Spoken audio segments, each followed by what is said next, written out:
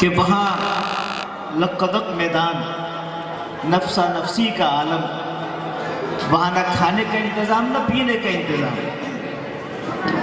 لیکن اللہ تعالیٰ نے مومنین کے لیے اپنی مہمانی کا انتظام کیا ہوا ہے۔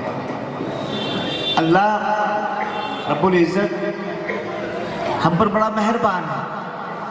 قیامت میں اللہ نے اپنے محبوب صلی اللہ علیہ وسلم کو جو حوض کوثر عطا فرمایا ہے، وہاں پانی پلانے کا انتظام اللہ پاک نے رکھا ہے، اور ہم ایک ایک کر کے وہاں پہنچیں گے، پوچھتے ڈھونڈتے وہاں پہنچیں گے، اور وہاں سے آب کوثر ہمیں نصیب ہوگا۔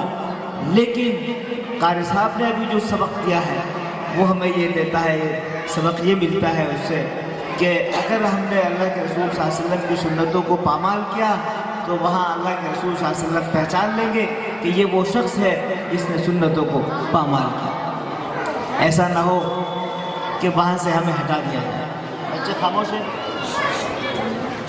تو بہرحال بہت طبیعت خوش ہوئی، اللہ ان کو سلامت رکھے، صحت میں عمر میں برکت فرمائیے، اللہ پاک سب کو جزا خیر عطا فرمائے۔